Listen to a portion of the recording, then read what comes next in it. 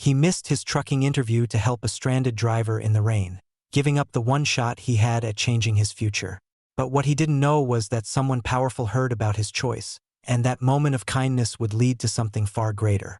Would you have done the same? The alarm on Logan West's phone buzzed at 4 a.m., but he was already awake. He hadn't really slept. Too much was riding on today. He rolled off the cot in the back of his cab, stretched his stiff neck, and looked around the dimly lit rest area. One fuel pump, a broken vending machine, a whole lot of silence. He brushed his teeth using a bottle of water and checked his reflection in the dusty mirror of the truck. His shirt was clean, tucked in tight, and the buttons actually matched. He ran a hand through his short brown hair, adjusted the collar of his denim work jacket, and climbed into the cab. The old Kenworth coughed to life, headlights casting long shadows across the empty lot. Logan rubbed the dashboard like it was a living thing. "Come on, girl. Let's get me a real job." Today wasn't just another haul. It was the day he finally had a shot at something steady. Harmon Line Freight, a full-time driving job with benefits, a route, even training toward fleet management down the line. They didn't hire often, and when they did, it wasn't from roadside flyers. But Logan had heard from a guy who knew a guy, and against all odds, they'd offered him an interview. A driving test. A real chance. He merged onto the highway just as the sky began to shift from black to blue. Missouri fields passed by like sleepy waves. He could still hear his father's voice from the seat beside him. Even now, 2 years gone. "You don't have to outrun the storm," his dad had said once, eyes on the clouds. "You just have to know when to pull over." Logan smiled, then frowned at the gas gauge. Half a tank. Enough to get there, but not enough for comfort. He made a mental note to stop after the test. Gas could wait. The job couldn't. 40 minutes out, drizzle began tapping the windshield. Then came the wind. Logan slowed as he crested a hill, and that's when he saw it. A truck sat on the shoulder just ahead. Hazard lights blinking. Hood up. The trailer tilted slightly to one side. As Logan passed, he caught a glimpse of the driver. A man in his 40s, soaked through, kneeling beside a tire shredded down to the rim. Logan's hands tightened on the wheel.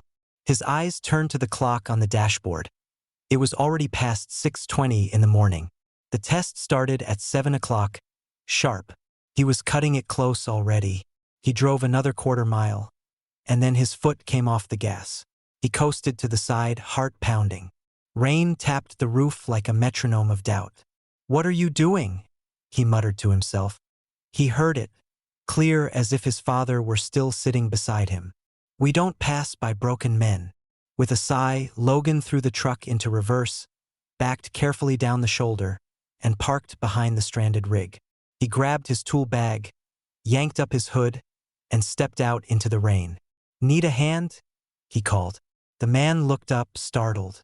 He was stocky, already with a tired expression, even though the day was just beginning. His name patch read Bell.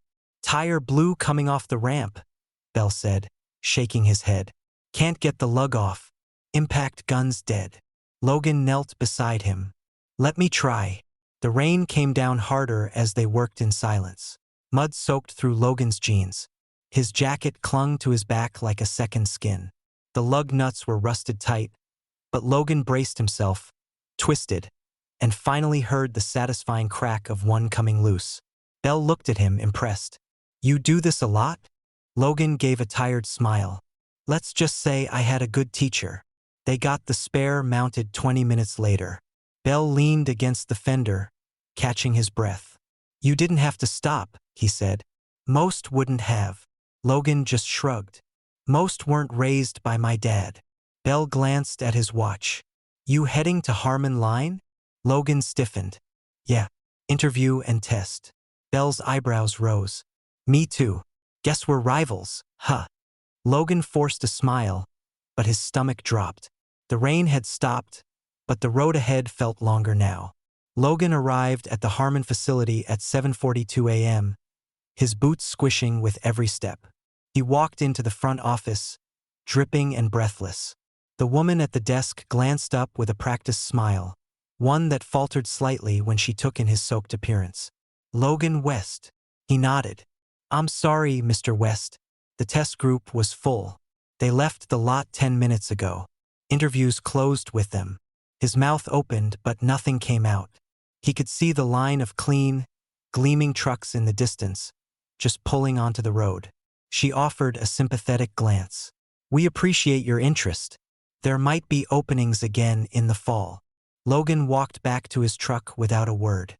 He climbed into the cab, slammed the door, and sat there, rainwater still dripping from his cuffs.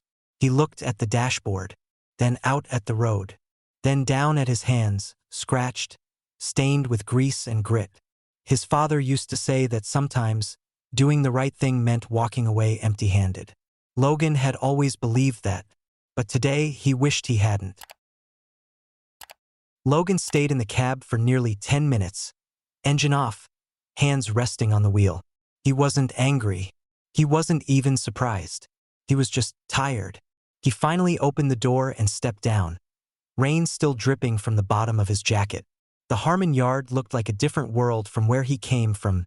Spotless trucks, mirrored glass buildings, even the asphalt looked polished. He stood outside for a moment, trying to gather himself, when he heard someone call his name. "Logan West." He turned. It was the man from earlier, the one he'd helped on the side of the road. Jordan Bell. Jordan looked stunned. "You made it." Logan gave a slow nod. "Kind of. Missed the test window. They said to check back in the fall." Jordan's face shifted. "I didn't realize you were heading here too. Man, that's rough." He glanced around, then stepped a little closer. "I told the recruiter what happened, that I got here because some stranger stopped in the rain to change my tire when he could have just kept driving." Logan shook his head. "I don't want a pity interview." "Wasn't pity," Jordan said. "It was respect. The guy wrote your name down." Logan raised a brow. "I didn't give him my name." "You didn't have to. Your patch says West, and your rig has a license number." Took him 2 seconds to connect the dots. "He asked if you were the son of Sam West." Logan blinked. "Wait, what?" Jordan nodded. "Yeah. Apparently someone in the office recognized the name. Bones West. They said Gerald Blake worked with him once, back in the early 2000s. The recruiter said if that was really you, they'd make sure Blake heard about what happened." Logan just stood there. Jordan smiled faintly. "I don't know what's going to come of it, but someone's talking. That much I know." He gave Logan a firm pat on the shoulder. "You didn't get the test, but you left an impression. That matters." Jordan turned and headed toward the lot. Logan stayed where he was, the words still sinking in. Later that day, back inside the Harmon offices, Claire Henley, Gerald Blake's longtime assistant, knocked gently on the open door to his office. "I've got something unusual for you." Gerald looked up from a stack of driver evaluations. "Talk to me." She handed him a clipboard. One of today's no-shows, a kid named Logan West, pulled over on the way here to help another candidate, Jordan Bell, change a tire in the rain. Showed up covered in grease. Missed the entire testing window. Gerald raised a brow. He missed his shot to help someone else get theirs? Exactly. He studied the paper for a moment, then said, "West. His dad wouldn't be?" Claire nodded. "Sam West. Bones, they called him. You two hauled together out west in 2003. Gerald's expression softened. "I remember." Kept a spare belt under the seat and a crowbar behind his back bumper. "He once fixed my power steering with chewing gum and baling wire." Claire smiled. "Well, his son apparently inherited the same mindset." Gerald leaned back in his chair, thinking. "Where's the kid now?" "Last seen leaving the yard. Someone said he parked at the diner down near the truck stop." Gerald stood up and grabbed his coat. That night, Logan parked his Kenworth behind the truck stop diner, the kind of place where the coffee's burnt but the biscuits are gold. He was halfway through a plate of hash browns when the waitress brought over a refill and said, "There's a man out front asking for you." Said his name's Gerald. Logan's fork froze midair. He wiped his hands on a napkin and walked slowly out the front door. There, standing beside a bright yellow Hummer, was Gerald Blake. The man looked just like the photos, tall, weathered, and still carrying the kind of presence that made you stand up straighter just by being near him. "You're Logan West?" "Yes, sir." Gerald nodded once. "Walk with me." They didn't say much at first, just strolled the gravel lot in silence. Finally, Gerald broke it. "I heard about what you did today. Didn't come here to hand you a ribbon. Just wanted to look you in the eye." Logan swallowed. "I didn't do it for credit." "I know you didn't," Gerald said. "That's why it matters." He paused. "I knew your father. Rode with him for 2 months. That man could drive through a blizzard blindfolded and still make his drop early." Logan gave a small smile. "He always said he ran better on bad roads." Gerald nodded. "He also had a rule. If you're ahead of someone and they're down, you're not ahead anymore. Looks like that stuck with you." They stopped near the curb. Gerald turned fully toward him. "I've been in this business 40 years. Watched men fight to get their foot in the door, step on others just to climb. You gave up your chance for someone else's safety. That tells me everything I need to know." Logan stared at him, unsure what to say. Gerald continued, "You didn't pass the driving test, but you passed the only part that matters."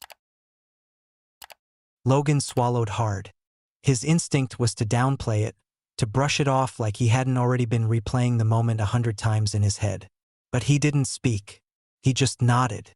Gerald's eyes narrowed thoughtfully, scanning Logan's face.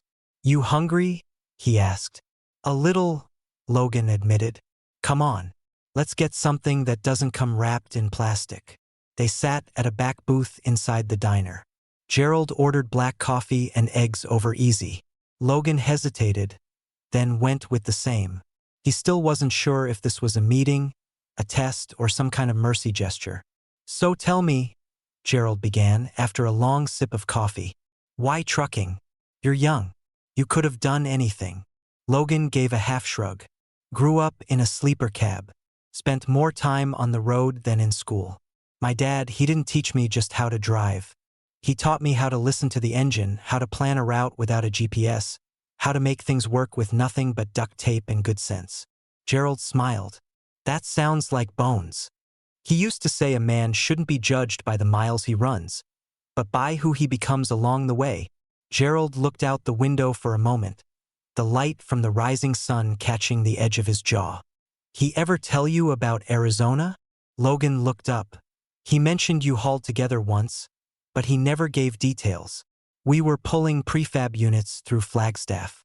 Storm hit, worst whiteout I'd ever seen. One guy jackknifed it ahead of us, and everyone else panicked. Your father stayed calm, cut power to the axles, and guided both our rigs out like he'd done it 100 times. I asked him after how he knew what to do. What did he say?" Gerald grinned. "Didn't know. But panic don't fix steel." Logan chuckled. "That sounds exactly like him." A beat of quiet passed between them. Gerald reached into his coat and pulled out a folded piece of paper. It was a scan of a handwritten application form, Logan's. "I looked this over last night. You didn't list a formal CDL school." "No, sir. My dad trained me. I got certified through the state waiver program. Passed the skills test in Poplar Bluff. No infractions. No missed deliveries. No complaints. And from what I hear, a reputation for helping folks who can't pay." Logan shrugged again. "Sometimes they just need help. And I guess I needed to feel like I was still worth something after he passed." Gerald tapped the paper. "You've got the basics. And you've got something more important than that, judgment. Heart." He leaned forward. "Look, I don't have a position to hand you today with a bow on top. But I want to offer you something better." Logan frowned slightly. "Better than a driving job?" "A foundation.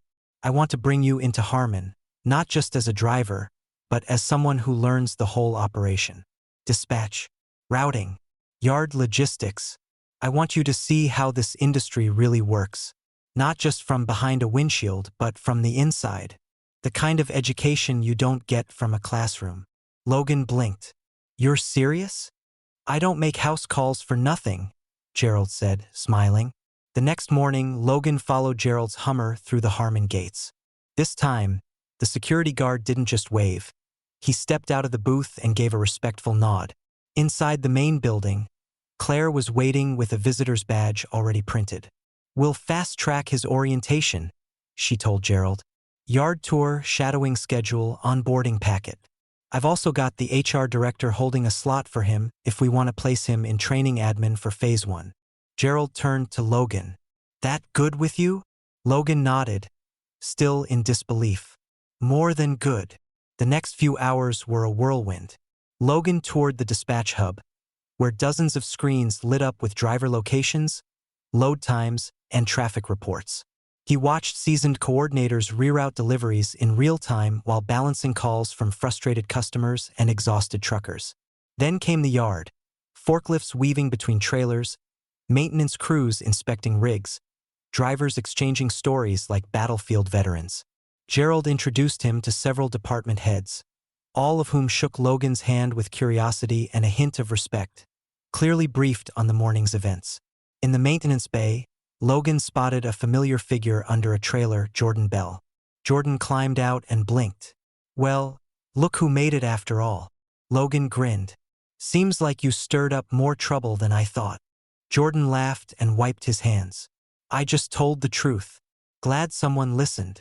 As the sun began to set behind the glass walls of the Harmon offices, Gerald and Logan stood in a quiet corner of the dispatch floor. Tomorrow, Gerald said, you start in routing. Sit in, observe, ask questions, learn. You'll rotate through each department over the next few months. Logan nodded, still overwhelmed. And then what? That's up to you, Gerald said. Some people spend 30 years behind the wheel and love every minute of it. Others rise to lead fleets. You'll find your place. Logan looked around at the maps, the monitors, the buzzing of radios and printers, then back at Gerald. Why me? He asked, voice low. Gerald's answer was simple. Because your father didn't just build a legacy. He raised one. The days didn't get easier, just sharper. Logan's first week in Harmon's operations floor was like being dropped into a new country without a map. Acronyms flew like confetti. Timetables shifted by the minute. The routing manager, a wiry man named Clay Dunn, handed Logan a clipboard on the first morning and said, watch everything, touch nothing, ask if you survive. Logan did more than survive. He took notes. He stayed late. He learned how dispatchers anticipated bottlenecks by gut feeling alone, and how certain drivers needed more patience than planning. He started showing up before sunrise, sometimes beating even Claire to the office. By the third week, Clay stopped pretending Logan was just a guest. You've got quiet eyes, Clay said one afternoon, shoving a rolled-up freight map into Logan's hands. Means you actually see what's wrong before asking what's allowed.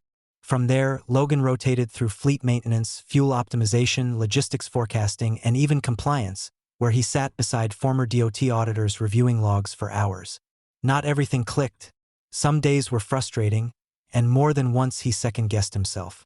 But each role gave him a new lens. In the warehouse, he learned to read the rhythm of a loading dock by sound alone. In the mechanic's pit, he got oil on his shirt again and loved it. But in dispatch, something deeper clicked. He didn't just memorize codes and time windows, he started seeing patterns. Noticing which routes broke down morale, which drivers never complained even when they should. Nothing glamorous or flashy, but it felt real. And it felt like something his father would have respected. By the end of the third month, Logan was trusted to cover a full route planning shift alone when Clay had to leave unexpectedly. That night, not a single load missed its window. The next morning, Gerald stopped by his desk. I heard you covered Clay's post. Yes, sir. And you held the line?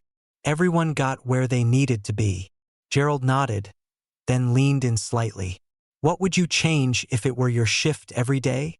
Logan blinked. You want me to answer that now? No, Gerald said. I want you to think. And then come to Friday's meeting with something better. Logan didn't sleep much that week. He combed through logs, ran simulations on dispatch software, talked with warehouse leads, and interviewed half a dozen drivers off the clock. He found micro-delays, idle patterns, and reroute options that could shave 30 to 40 minutes per load in peak windows. When Friday came, he didn't present a spreadsheet. He presented a story. He walked into the conference room and told the board about a driver, a veteran with a compressed route and a daughter in physical therapy across the state. He showed how inefficient dispatch windows cost him weekly visits. Then he showed them how changing a single route pattern gave the man Thursdays off, without hurting revenue. He called it the West Adjustment. The room was quiet when he finished. Then Gerald leaned back, smiled, and said, "Finally, someone talking about drivers like they're people." The vote was unanimous. From there, things accelerated. Gerald moved Logan into a formal junior operations analyst role, complete with a badge, salary, and business cards he didn't ask for. Claire helped him draft a two-phase program for mentoring rookie drivers, which the board dubbed the West Initiative, a name Logan begged them to change, but they didn't. "Get used to it," Claire told him. "You're not in your father's shadow anymore. You're building your own." Even Jordan Bell, now a trusted field trainer, volunteered to mentor. "You gave me a second shot without knowing it," he told Logan one night outside the Harmon yard. "I'm just passing it forward." The two men had grown close. Not quite brothers, not quite friends. Something deeper. A shared understanding that roads weren't just made of asphalt, but choices. One cold morning in December, Logan took a detour. He parked the new company truck, a sleek black Peterbilt with Harmon's emblem etched in chrome, just outside Oak Ridge Cemetery. He walked alone to a small headstone near the western fence. The name was simple: Samuel Bones, West, 1959 to 2021. Beneath it, someone had placed a tiny metal eagle. Logan hadn't done it. He suspected Gerald had. He knelt, pulled off his gloves, and rested a hand on the stone. "I still hear you," he whispered. "Still feel like I'm riding with you." He took a slow breath. "They listened to me, Dad. They trusted me." He paused. "And I didn't change to make them do it. I just kept being the man you raised." The wind picked up. Dry leaves scraped along the path. Logan smiled. Spring brought new hires. Logan was now responsible for onboarding and ride-alongs with fresh recruits. He didn't give long speeches. He just told them to respect the road, listen more than they talk, and never forget the faces behind every shipment. "Most of this job happens in silence," he told them one day, leaning on a trailer. "But silence doesn't mean it doesn't matter." Months later, Logan sat behind the wheel of the new lead convoy truck for Harmon's annual orientation run, a 1,200-mile route that served as both test and tradition. His name was printed just above the door. He wasn't a trainee or a rookie anymore. Just Logan West, Fleet Development Lead. Beside him in the cab, Claire Henley, now VP of Driver Relations, held a tablet. "Blake says next quarter. He wants you seated at the director's table." Logan raised a brow. "He say that out loud?" He said it twice. He exhaled slowly, gripping the wheel. "Feels fast." Claire looked at him. "You've been driving toward this since the first time you gave up something that mattered." Ahead, the road opened into the morning light. Behind him, 6 rigs followed. Logan reached out and tapped the dashboard, right on the steel eagle still welded above the glove box. Then he looked ahead, shifted into gear, and smiled. "Let's roll." This story reminds us that character is revealed when no one's watching, and rewarded when the right person is. Would you have stopped, knowing it might cost you everything? Tell us in the comments below. If you felt something from this story, give it a like, share, and subscribe to embrace the journey, where every story has a road worth following. See you in the next video.